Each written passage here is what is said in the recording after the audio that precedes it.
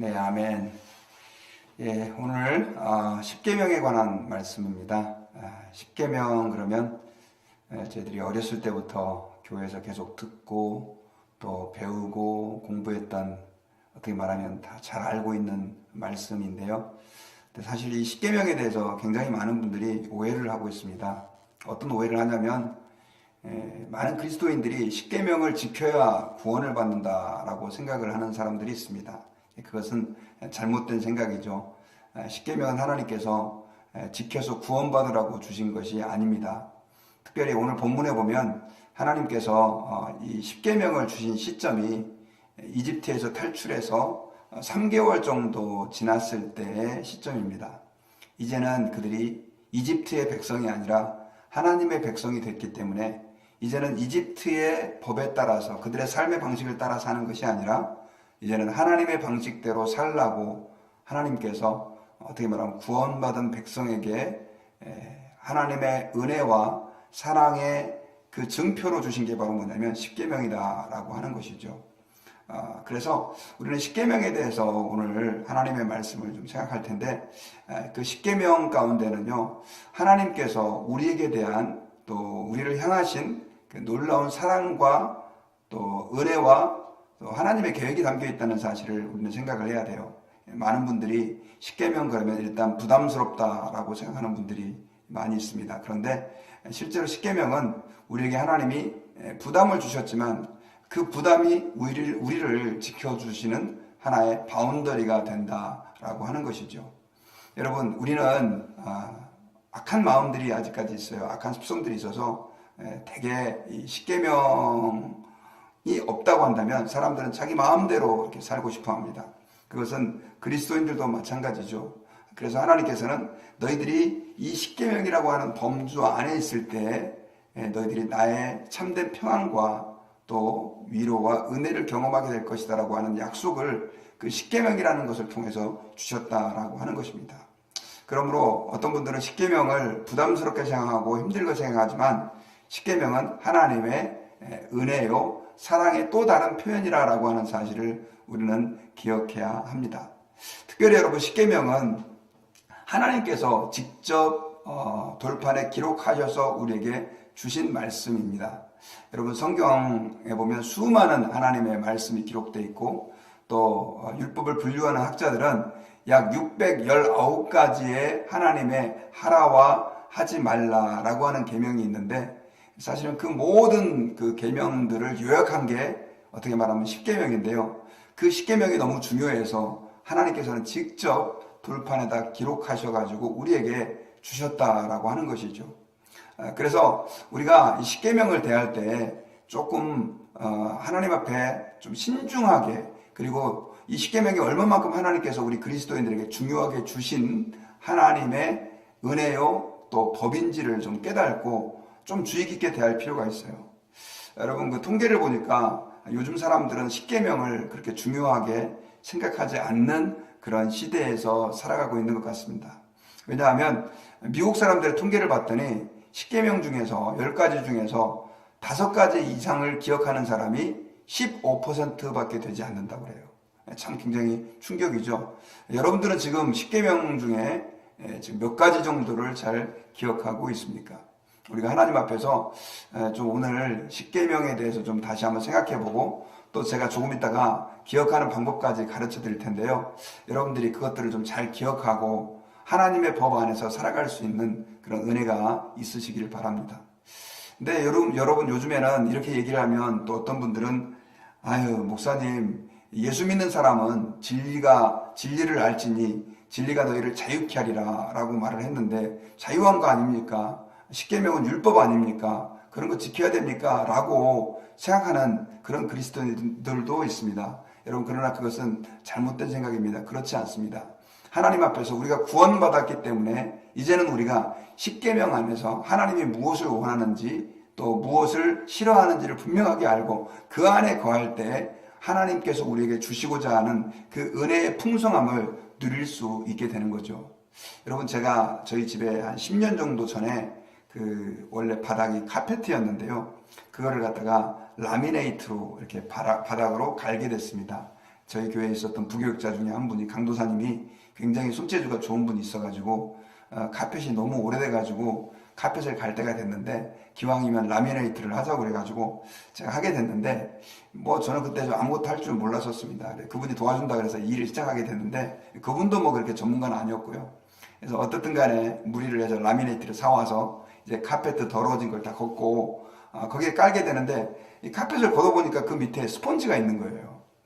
그래서 저는 카펫 밑에 스펀지가 있는지를 잘 몰랐거든요. 그래서 이거 어떻게 해야 되나, 스펀지까지 걷어내야 되나 했는데 보니까 이 스펀지가 있으면 아무래도 바닥도 따뜻할 것 같고 그 다음에 단열도 잘 될 것 같고 그리고 또 이거 걷어내려면 엄청 먼지도 많이 나고 더럽잖아요. 힘들잖아요. 그래서 그냥 그 스펀지 위에다가 라미네이트를 다 깔았습니다. 너무너무 좋았죠. 그런데 다 깔고 나서 고생 엄청 했거든요. 모르는 사람들이 하려니까. 그때만 해도 뭐 유튜브가 있었던 것도 아니고요. 깔아놨는데 발로 이렇게 그 위를 걷다 보니까 삐걱삐걱 하는 소리가 계속 나는 거예요. 나중에 이게 보니까 스펀지되어 있는 부분이 계속 내려앉으면서 울컹울컹 하게 된 거죠. 결국은 스펀지 위에 깔아놓은 라미네이트 위를 걸을 수가 없는 정도였었어요.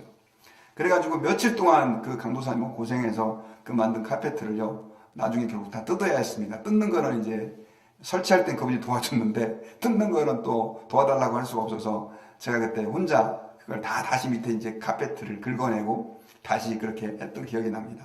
제가 지금 여러분들에게 왜 이런 말씀을 드리느냐면요, 아마 조금이라도 그 바닥을 깔고 하는 거에 대한 지식이 있는 사람들은 그 번거로워도 다 걷어내고 아마 해야 된다는 걸 알고 있었을 것입니다. 근데 저는 제가 편한 대로 하려다 보니까 결국은 고생을 2배로 하게 된 것이죠. 그리고 손해도 엄청나게 많이 봤고요. 여러분, 우리가 신앙생활 할 때도 마찬가지입니다. 우리 예수 믿는 사람들이 정말 내 마음대로, 내가 원하는 대로, 혹은 다른 사람들이 그냥 생각할 때 좋은 방식대로 신앙생활을 하다 보면 우리에게는 큰 고생이 임하게 됩니다. 그러므로 우리가 하나님 앞에서 십계명을 대할 때 이것이 우리에게 부담이나 또 하나님께서 우리를 고통스럽게 하기 위해서 주신 것이 아니라 오히려 우리의 삶을 윤택하고 그리스도인으로서 하나님의 영광이 빛을 발하기에 부족함이 없는 삶의 은혜의 방편으로 주셨다라고 하는 사실을 우리는 꼭 받아들이고 믿어야 합니다. 요즘은 여러분 포스트 모던 시대에 살고 있습니다. 포스트 모던이라고 하는 시대는 뭐냐면 모더니즘 시대를 지나간 시대라고 그래요. 그래서 포스트 모던 시대의 특징은 뭐냐면요, 옛날 것을 싫어하고 그 다음에 법에 매이는 것, 권위라든가 이런 것들을 인정하기를 싫어하는 그 시대의 특징이 바로 뭐냐면 포스트 모던 시대입니다. 그러다 보니까 많은 그리스도인들도 그냥 이제 내 마음대로 살면 되지, 내가 알아서 예수 잘 믿으면 되지, 이렇게 생각하는 사람들이 많이 있어요. 여러분, 그렇지 않아요? 예수님을 잘 믿는다라고 하는 것은 무엇을 의미하냐면 하나님의 계명 안에 거하는 것입니다. 그래서 요한 1, 2, 3서에 보면요, 하나님을 믿는다는 게 뭐냐? 결국은 그의 계명을 지키는 것이다 라고 하는 것을 우리에게 강조해서 가르쳐주고 있다고 하는 사실을 여러분 믿으시기를 바랍니다. 그러므로 여러분, 십계명은요, 주님께서 사랑으로 그분의 백성을 위해서 주신 것이다 라고 하는 사실을 여러분 기억하세요. 특별히 여러분 오늘 본문 2절에 보면은요, 하나님께서 십계명을 주시기 전에 나는 너를 애굽 땅 종되었던 집에서 인도하여 낸 내 하나님 여호와다 라고 말하면서 십계명을 줘요. 근데 여기서 강조하신 게 뭐냐면 나는 너를 애굽 땅 종되었던 집에서 인도하여 낸 내 하나님 여호와다. 쉽게 말하면 나는 너를 구원하는 하나님이다 라고 하는 것이죠. 십계명은 여러분 구원의 조건으로 주신 게 아니라 구원받은 그의 백성을 위해서 주셨다는 사실을 여러분 꼭 기억하시기를 바랍니다. 자, 그렇다고 한다면 십계명의 그 내용을 여러분 오늘 간단하게 대략적으로 여러분들께 말씀을 좀 드리려고 하는데요. 아까 말씀드렸던 것처럼 여러분들은 십계명을 다 외우고 계신가요? 제가 십계명을 어렸을 때 외우는 게 너무 힘들었었어요. 그래가지고 고민을 많이 하고 또 교인들을 가르치다가 보니까 좀 지혜가 생겨가지고 한 10가지를 이렇게 쉽게 외우는 방법을 좀 터득을 했거든요. 여러분들께 가르쳐 드리려고 그래요. 자, 1편단심 하나님만 섬겨라. 나 외에는 다른 신을 내게 두지 말지니라. 1편단심 하나님만 섬겨라. 2. 이상한 우상을 만들지 말아라. 3. 삼가 하나님의 이름을 함부로 사용하지 말아라. 4. 사업한다고 안식일을 범하지 말아라. 5. 오만이 아버지를 공경하라. 6. 육신을 살인하지 말아라. 7. 칠칠맞게 간음하지 말아라. 8. 팔로 도적질하지 말아라. 9. 구렁이 담 넘어가듯 거짓말하지 말아라. 10. 10원 한 푼도 탐내지 말아라. 자, 여러분 어떠세요? 한번 들으니까 쏙 외워지지 않습니까? 그 10가지를 여러분들이 좀 이렇게 기억하시고요. 그리고 그 10가지 외운 거에다가 여러분들 이렇게 성경 말씀을 이렇게 좀 잘 소화해서 받아들이게 되면 우리가 그 계명을 좀 이해할 수 있게 되죠. 자, 그래서 여러분 하나님께서는 10가지의 계명을 우리에게 주셨는데 아마도 우리 손가락에 10개잖아요. 그래서 아마 좀 쉽게 외우도록 하게 하기 위해서 하나님 2, 30가지 주시지도 않고 10가지로 요약을 해주신 것 같아요. 근데 그 10계명은 크게 두 부분으로 나눌 수 있습니다. 1계명부터 4계명까지는 이제 하나님에 대한 계명입니다. 그래서 아마도 모세가 2개 돌판에 하나님의 계명을 써왔는데 그 첫 번째 그 계명이 바로 하나님에 대한 계명이에요. 그래서 1계명 나 하나님 여호와 한 분만 섬겨라. 우상을 만들지 말아라. 하나님 여호와의 이름을 함부로 사용하지 말아라. 안식일을 기억하여 거룩히 지키라. 이 계명은요 결국 하나님을 어떻게 섬길 것인가에 대한 말씀을 해주고 있습니다. 그래서 여러분 이 4가지의 계명은 물론 4가지로 구분이 되어 있지만 사실은 어떻게 말하면 일맥상통하게 하나라고도 얘기를 해도 과언이 아니에요. 하나님을 잘 섬기라라고 하는 내용이죠. 하나님을 잘 섬기는 내용은 다른 것들을 사랑하지 않는 것입니다. 그래서 하나님을 섬깁니다. 저는 하나님을 사랑합니다 라고 말하면서도 우리가 다른 우상들, 우상이라고 하는 것은 고대시대 때는 여러분 뭐 오늘날 불상을 갖다 놓고 절을 하듯이 혹은 또 다른 어떤 신상을 갖다 놓고 절을 하듯이 뭐 이런 것들도 얘기하고 있었지만 오늘날 우리 그리스도인들에게 우상이라고 하는 개념은 성경에 보니까 탐심은 우상숭배다라고 말하면서 하나님보다 더 마음을 뺏기는 어떤 것들이 우상숭배예요. 여러분들이 좋아하는 취미라든가 혹은 여러분들이 즐거워하는 어떤 운동이라든가 심지어 여러분들이 뭐 쇼핑이라든가 아니면 여러분들이 하는 어떤 그 모든 것들이라 할지라도 하나님보다도 더 여러분들의 마음을 빼앗아가는 것이 있다고 한다면 그것은 성경에서 우상숭배라고 규정하고 있죠. 그러므로 여러분 우리는 늘 우리의 마음이 하나님께로 가 있을 수 있도록 이 10계명을 기억하면서 내 마음이 지금 어디로 향하고 있는지 늘 진단을 해봐야 됩니다. 하나님의 이름을 망령되 일컫지 말아라. 3계명 그 내용은 어떤 거냐면요. 함부로 하나님의 이름을 사용해서 우리가 맹세를 한다든가 뭐 이렇게 해서는 안 된다는 거죠. 그래서 예전에 저희 어렸을 때는 그런 분들이 많이 있었어요. 무슨 일만 터지면 주여 한숨도 주여 그리고 내가 하나님의 이름으로 맹세코 그렇지 않습니다. 이런 것들 성경에서 싫어한다는 것이죠. 그래서 우리는 그 하나님의 이름을 존귀하게 여길 줄 알아야 됩니다. 우리 한국 분들이 너의 아버지 이름이 뭐냐 그러면 성함이 뭐냐 그러면 네 홍자 길자 동자입니다 이렇게 얘기하면서 그 아버지 이름을 함부로 부르지 않았잖아요. 마찬가지죠. 우리가 하나님 앞에서 하나님의 이름을 함부로 사용하지 않는다라고 하는 것은 하나님을 내가 존중한다라고 하는 것을 내 삶 속에서 고백한다는 것입니다. 그리고 4번째 계명인 안식일을 기억하여 거룩히 지키라라고 하는 것은 사실 하나님께서 이스라엘 백성들에게 7번째 계명으로 죄송합니다. 7일째 6일 동안 천지를 창조하시고 7일째 안식하셨는데 그 7일째 안식하신 것은 하나님께서 6일 동안 온 세상을 창조하고 너무 힘들어서 그렇게 해서 쉬신 게 아니에요. 하나님의 안식일 개념은 우리 인간과 하나님과의 교통과 교제를 하나님께서 보여주시는 겁니다. 하나님께서는 6일째에 사람을 만드셨잖아요. 그리고 7일째가 바로 뭐냐면 우리 인간에게는 이제 세상에서의 첫날인 거죠. 그 하나님께서는 그 하루를 구분하셔서 우리 인간과 교통하기를 원하셨습니다. 그것이 안식일의 참된 의미입니다. 구약시대에는 여러분 지난번에 만나 말씀도 우리가 봤지만 만나를 내려주실 때 하나님께서 이스라엘 백성들에게 그 안식일의 중요성을 가르쳐주기 위해서 어떻게 했냐면요 6일 동안은 만나를 계속해서 하나님이 부어주셨어요. 그런데 이 6일째가 되는 날은 만나를 2배로 부어주셨어요. 원래 만나는 이틀 동안 가는 음식이 아니었었습니다. 그런데 6일째 2배로 부어준 그 만나는 7일째에도 상하지 않았던 거죠. 그래서 이스라엘 백성들이 7일째는 새벽에 만나를 구하러 가면 안 됐었어요.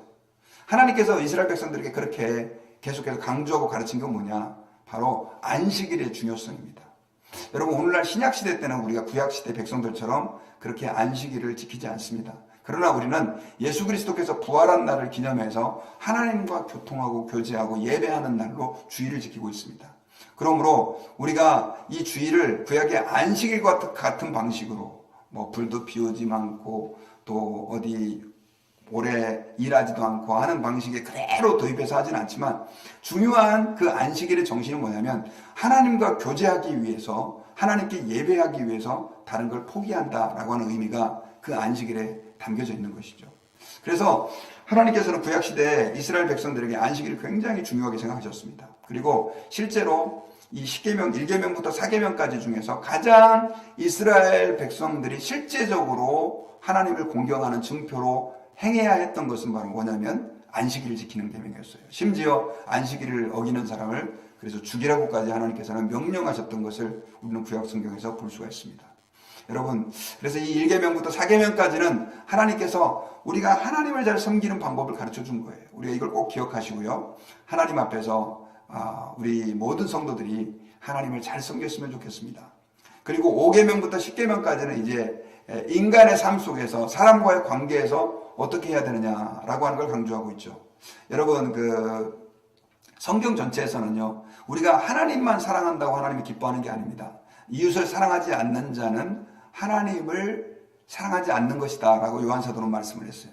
하나님을 사랑하는 자는 이웃을 사랑해야 된다. 이 두 가지가 병행관계에 있다라고 말씀을 했던 것이죠.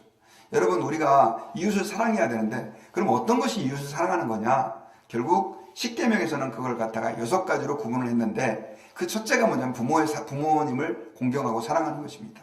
여러분, 오늘날 많은 세대들이 부모에 대해서 함부로 대하고, 예수님을 믿는 사람들도 부모를 그렇게 귀하게 여기지 않는 사람들이 많아요. 지지난주가 우리 어머니 어버이 주일이었는데요. 여러분, 우리가 하나님 아버지 앞에서 우리는 하나님의 명령으로 알고 부모님을 공경해야 됩니다. 그리고 6번째는 살인하지 말아라 그랬잖아요. 살인하지 말라라고 하는 것은 사람을 직접적으로 죽이지 말라는 의미도 있지만은, 성경에서는 예수님은 미워하면 살인하였느니라 라고 말하면서 살인의 근본적인 동기가 되는 우리 마음의 문제, 미움의 문제를 우리가 다스려야 될 것을 주님은 말씀했습니다. 그리고 7번째는 간음하지 말아라라고 얘기했어요. 간음은, 성경에서 말하는 간음은 결혼이라고 하는 관계 이외에서 벌어지는 모든 성적인 관계를 성경에서 간음으로 규정하고 있습니다. 그래서 오늘날 참으로 많은 가정들이 혼란스러운 가운데 있는데, 그 이유는 바로 이 7계명, 간음하지 말라라고 하는 이 계명을 지키지 못하기 때문이에요. 예수님께서는 더 나아가서 간음의 동기가 되는 내 배우자가 아닌 다른 여자를 보고 음욕을 품는 자마다 간음했다라고 규정하면서, 간음의 직접적인 행동뿐만이 아니라 그 간음으로 가게 되는 우리의 마음 상태까지 우리에게 계명을 범했다라고 지적하면서 우리의 마음조차도 하나님 앞에서 다스릴 것을 말씀했죠. 그리고 8계명은 도적질하지 말아라. 도적질하지 말라라고 하는 이 계명은 10계명의 마지막 10번째 탐심을 가지지 말라는 것과도 연결이 되어 있습니다. 왜냐하면 탐심을 가질 때 도둑질이라고 하는 행동으로 연결이 되기 때문에 그렇습니다. 그리고 9계명은 거짓말하지 말아라. 구렁이 담 넘어가듯 거짓말하지 말아라 라고 하는 계명인데, 여러분, 우리 그리스도인들에게 참 힘든 거죠. 그리고 어떤 분들은 다른 사람을 도와주고 살리기 위해서 그런 경우도 거짓말하지 말아야 됩니까? 라고 묻는 사람들도 있습니다. 저는 웬만하면 정말로 중요한 상황이 아니라면 우리 그리스도인들은 거짓말을 하지 말아야 됩니다. 성숙한 그리스도인일수록 하나님 아버지 앞에서 진실을 말한다라고 하는 사실을 기억해야 됩니다. 그러므로 여러분, 사실 이 거짓말하지 말라는 계명이 참 힘들고 어렵습니다. 그러나 결국 거짓말을 할 때 누가 망하느냐? 우리가 망한다라고 하는 사실을 기억하고, 우리는 늘 하나님 앞에서 주여 진실할 수 있도록 은혜를 베풀어 주십시오. 거짓말을 해야 할 상황에 빠지지 않도록 저에게 은혜를 베풀어 주십시오 라고 기도해야 합니다. 특별히 여러분, 우리 미국에 오신 분들은 알겠지만은 이 미국은 10계명이 토대가 된 나라거든요. 그러다 보니까 얼마만큼 이 거짓말 문제를 심각하게 다루는지 모릅니다. 우리 한국이라든가 아시아권 사람들은 그렇지 않은데요. 우리 예수 믿는 사람들이 하나님 앞에서 정말 100% 거짓말 하나도 안 하고 살 수 있다는 것이 현실적으로 너무 어렵지만, 주님께서는 마태복음 5장에서 하나님 아버지의 온전하심과 같이 너희도 온전하라 라고 말씀하면서 우리가 거짓된 삶을 살아야 되면 안 된다고 얘기하고 있습니다. 특별히 이 마귀가 거짓의 아비, 사탄을 거짓의 아비, 결국 아담과 하와를 속인 것도 거짓말로 속인 거잖아요. 예수님에게도 거짓말하고 제자들에게도 거짓말하고 계속 거짓말을 하고 있는데, 주님이 그 거짓말을 싫어하는 이유는 바로 그것이 마귀적이기 때문이라고 하는 사실을 기억하고 우리가 하나님 앞에 진실할 수 있도록 기도해야 됩니다. 그리고 마지막은 탐심의 계명입니다. 탐심의 계명, 10번째 계명인데, 이것은 이웃의 아내나 아까 이제 7계명과도 연결되어 있죠. 그리고 남의 짐승도 탐내지 말 것이다 라고 얘기를 했어요. 오늘날 탐심이 우리의 마음을 사로잡고 있는 경우가 얼마나 많은지 모릅니다. 우리 예수 믿는 사람들의 마음 가운데 혹시 탐심이 도사리고 있지 않은지 한번 돌아보고 하나님 앞에서 다 내려놓고, 주님, 하나님처럼 거룩한 삶들을 이 땅 가운데 실현해낼 수 있도록 은혜를 베풀어 주옵소서. 그런데 여러분, 이 말씀 들으니까 너무 부담스러우시죠? 참 힘들죠? 그런데 여러분, 우리는 힘들고 어렵지만 주의 성령께서 우리 안에서 우리를 주장하실 때, 내가 나를 끌고 가는 곳, 내가 나를 주장하는 것이 아니라 성령께서 나를 온전히 생각과 삶을 주장하실 때, 우리는 이 땅에서 그런 주님의 거룩하심을 나타내게 될 줄 믿습니다. 안디옥 교회 교인을 향해서 세상 사람들이 그 사람들을 그리스도인이다라고 얘기를 했잖아요. 이 말은 작은 예수라는 뜻이죠. 우리는 I'm Christian, 나는 그리스도인입니다라고 말하는데, 이것은 예수님을 믿는다라고 하는 의미일 뿐만 아니라 주님처럼 살아가고 있는 사람을 의미하는 것입니다. 여러분, 우리가 그런 삶에 이르기를 주님의 이름으로 축복하고, 그 삶이 여러분들의 가정에서, 직장에서 나타나기를 예수님의 이름으로 축원합니다. 같이 기도하겠습니다. 하나님 아버지, 감사합니다. 오늘 말씀을 통해서 하나님께서 십계명을 왜 주셨는지, 그리고 그 십계명이 우리의 삶 가운데서 얼마나 중요한지를 깨달을 수 있도록 은혜를 베풀어 주심 감사합니다. 주님, 저희들이 계명을 벗어남으로 인해서 우리의 삶이 흔들리고 마음이 흔들릴 때가 너무나 많이 있었습니다. 주님, 이제는 성령으로 저희를 충만하게 하셔서 주님의 말씀이 우리 안에서 살아 움직여 역사하게 하시고, 그 말씀이 우리의 삶의 현장에서 나타날 수 있도록 은혜를 더해 주시옵소서. 주님의 계명이라고 하는 축복의 울타리 안에 거하여 하나님이 주시는 풍성한 은혜를 받아들이는 모든 성도가 될 수 있게 도와 주옵소서. 감사 찬양 드리며 예수님의 이름으로 기도하옵나이다. 아멘. 우리 주기도문으로